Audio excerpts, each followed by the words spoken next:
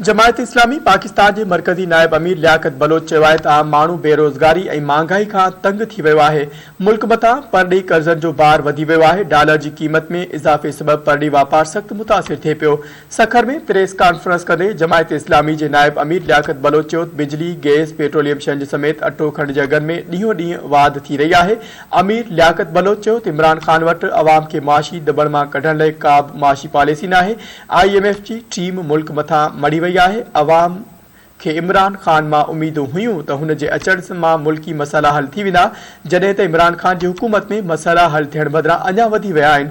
हुन जो त हुकूमत गवादर मामले खे हल करे सिक्योरिटी जे नाले ते गवादर जे अवाम जो तज़लील बंदि करे, इमरान खान ज़िद छॾे गवादर मामले जी संजीदगी सां गौर करे मामलो हल कराए वञे।